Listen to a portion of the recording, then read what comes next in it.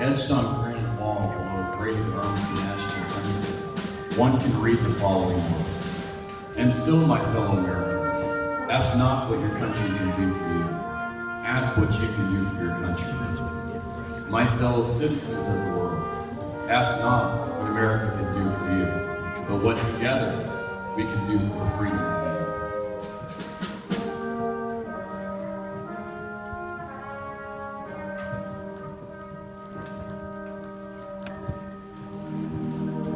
John Fitzgerald Kennedy was born in Brookline, Massachusetts on May 29, 1917. Jack, as he was often called, was the second child of Joseph and Rose Kennedy, and together his parents raised 9 children. He attended Harvard University where he graduated with honors. In World War II, he served in the Navy and commanded PT-109. When his ship was sunk, he risked his life to save his crew.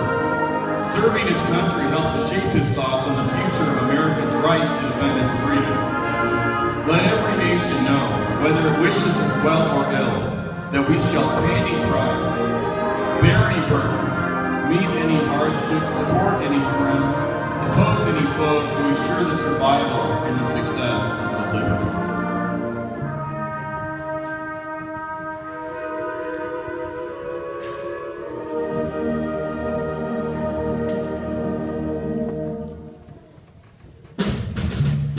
Word go forth from this time and place, printed full of light, that the torch has been passed to a new generation of Americans.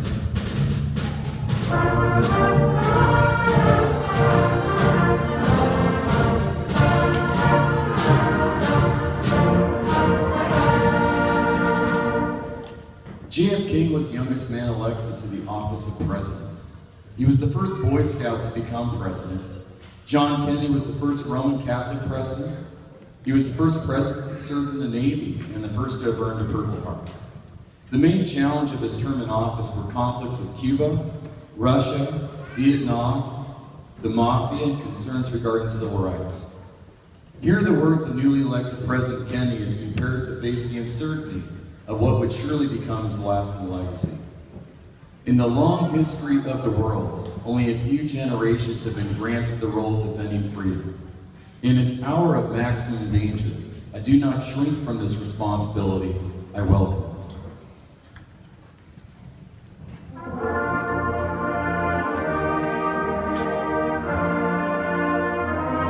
President Kennedy was an ardent supporter of the civil rights movement. He, along with noted activist Martin Luther King, worked long and hard to help bring about positive change.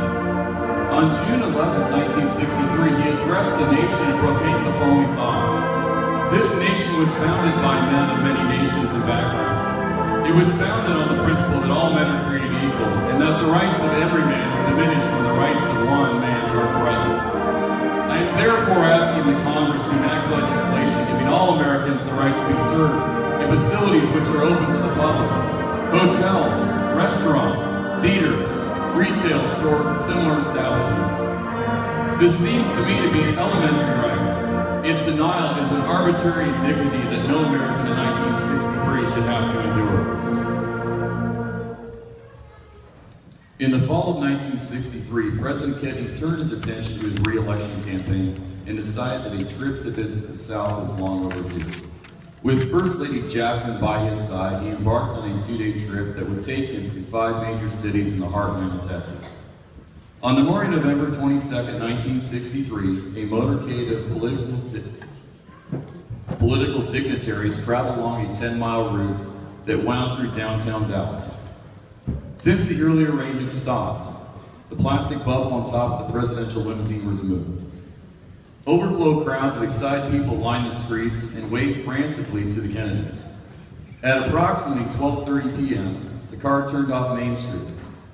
As it was passing the Texas School Book Depository, gunfire suddenly rang out in the plaza. Let us reflect on the events of that day and remember that life as we knew it was about to be changed.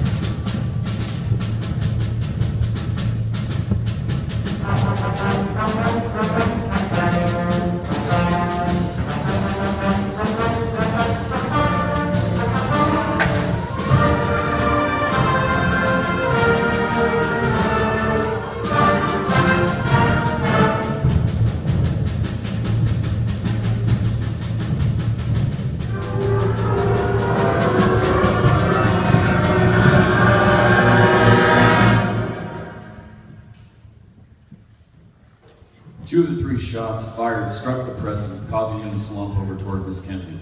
The limousine sped off to Parkland Memorial Hospital, located just a few minutes away.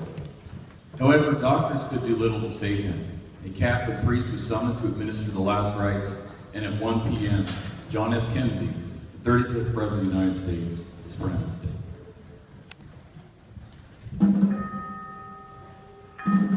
For 4 days, the world stood still while people from all walks of life mourned the loss of their beloved JFK. On November 25th, he was laid to rest. As people struggle to make sense of a senseless act and to articulate their feelings about his life and legacy, many recall these words from his inaugural address. With a good conscience, our only sure reward. With history, the final judge of our deeds. Let us go forth to lead the land we love. Ask for his blessing and his help.